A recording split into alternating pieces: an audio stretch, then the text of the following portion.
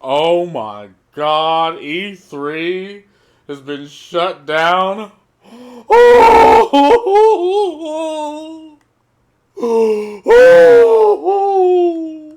Alright, anyway. So, you remember when, for some reason, E3 went the route of most, game journalist outlets and are like, you know, let's just piss people off for no reason. And then people are like, hey, don't do that, you're pissing me off. And they're like, what? Oh no, they're all of these biggest, they're getting mad, they're getting pissed off, it's like, oh, I see the tactics that's being employed here. I understand. Like, at first, I was just a dumb fucking idiot, but now you've laid your tactics out before me. People would actually watch E3, like, in most other of these outlets for, like, entertainment and for information. But nowadays, people go to YouTube. You know, People do not care what these outlets have to say because they go out of their way to piss people off.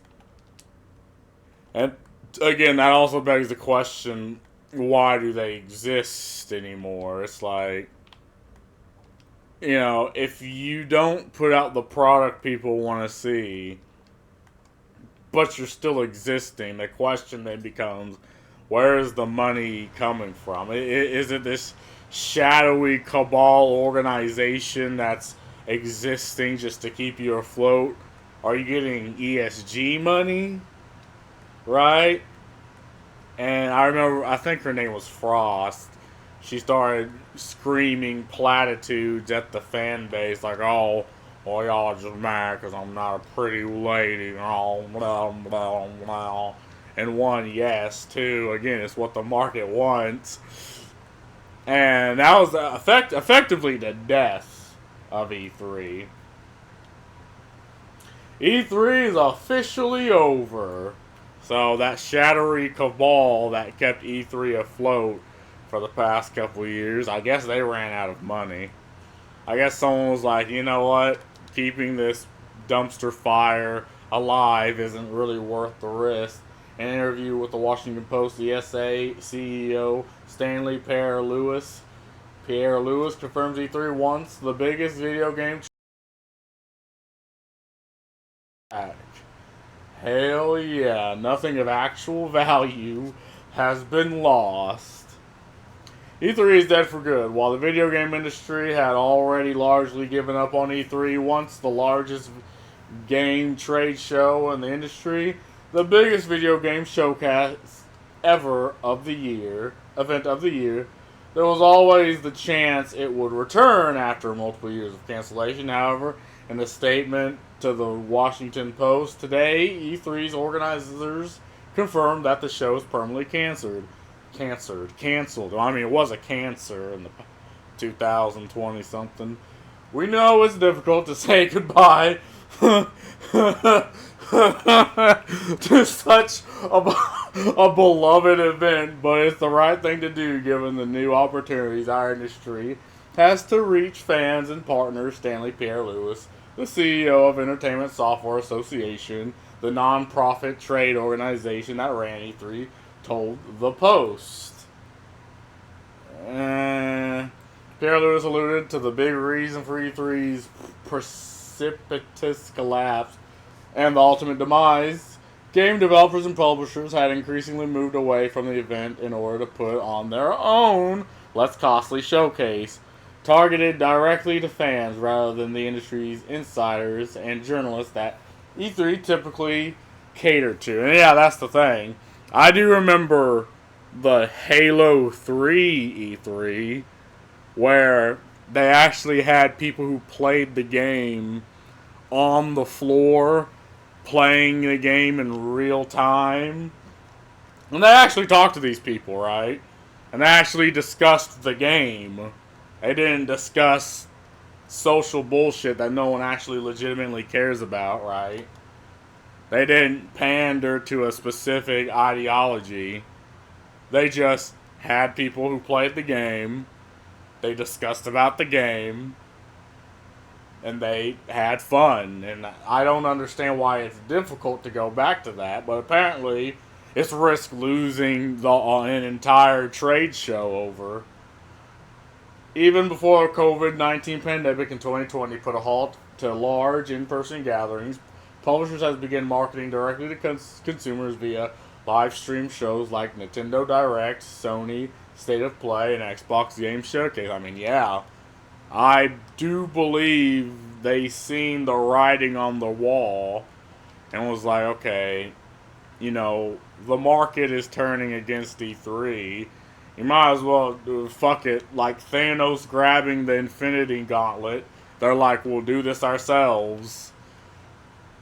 And I think it was the best decision. I mean, after how E3 treated its fans, why would a major game corporation want to identify or be with E3? It just doesn't make any sense to me why they would. Just so the fans could hate you too? I mean, sure. Then in 2020, after pandemic shattered E3's other game industry events like GDC and Gamescom, I don't know what the fuck any of those were, Jeff Keighley announced his own show, Summer Game Fest, an online event wherein publishers and developers could show off their games over a handful of months.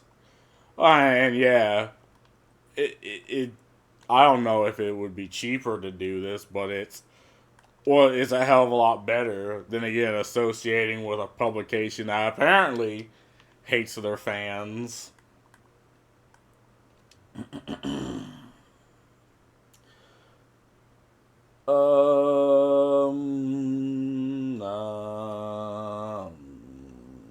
Over time, dozens of other online events began cropping up, allowing developer AAA and indie alike to market their games to a wide audience while avoiding the cost stress of E3. Yeah, and it was just, I there's really nothing else to add. The question is, why would you shove your marketing off to E3 rather than just do it yourself and not associate with the consumer hating E3? It's just something that boggles my mind. There hasn't been an in-person E3 since 2019. The pandemic made E3 2020 an impossibility, but in 2021 the event returned as a digital showcase. Yeah, I mean, in a time where people were literally locked indoors, I guess that it's something. It's not better, but it's something. The following year, E3 was canceled outright with promises that the event would return in 2023 as hybrid online in-person event. Then that was canceled, along with the news that if E3 were to return at all, it wouldn't be until 2024. Now it's never coming back, in part because there are so many institutions that have already replaced it. Yes, like the Game Awards, that replaced it outright. The VGAs, I guess people are more willing to watch that than E3. I mean, again, E3 used to actually genuinely be a good way to market your game. I mean, it was effectively free advertising. Well, I don't know if it was free, but it was effective advertisement. And people were 100% fine with it. But now there's just no reason why you would. Comments. Finally, comments.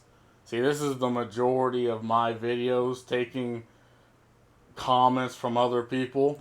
Pure sadness, but it's true that the event was far more expensive to pull off of companies than their own event. Sad day for the community that gathered during E3 month. Well, yes. But even again, back then they actually tried. E3 actually genuinely tried to reach the market and reach gamers. They had they'd actually talk to the consumer base about the product. about the games instead of throwing platitudes at you. And that what made it E3 fine. The Nintendo Direct was beginning and end because it proved E3 wasn't needed. Exactly. Don't forget the monumental stuff-ups that they did in the final years, like leaking the spreadsheet of content creators' details. There's a level of ineptitude also included in there, which is why they looked at Reed exhibitions to run the event for them. But even they pulled out as they probably didn't see the use of the show anymore, as they have been running PAX for years. I don't know about any of that, but, you know, delegation, gotta love it. And then the party you delegate it to is like, nah, we out this bitch, peace. Intellectually, I understand all the reasons for E3's demise, but emotionally it hits hard because it invokes a very exciting time in gaming, as well as a period of my life when I was able to devote more time to gaming in the first place. And I'm especially happy that I was able to attend in person one year, thanks to friends in the industry who had a spare pass. They were working on Postal 2. Lol. Yeah, I mean, this right here. You know, it used to be this. This is what E3 used to be, but it's not this anymore. Pour one out to E3's live shows and all the hilarious, awful moments they brought to us. Today's kids will never know the thrill of witnessing something in real time as teeth-grittingly cringe as live music demos and bottom of the Avatar's shoe Connect demos. Mr. Coffin, giant enemy oh my god, that's a fucking flashback. Ridge Racer, $5.99 US, the COD Ghost Next Gen, Fish AI. Basically, the entire Xbox One reveal was one big meme on its own. Something, tears and rain. Yeah, you summed it up right there. Amen, brother. A fucking men. What the fuck did I just do? Whatever. No, God, please don't. No. But anyway, yeah, E3 is kaput. I mean, I hate to watch it go, but, well, love to see it leave, I suppose. And again, what they tried doing with the online thing and pissing people off, that never goes well, under any circumstances, for any reason. But, that's all I gotta say about this. See ya.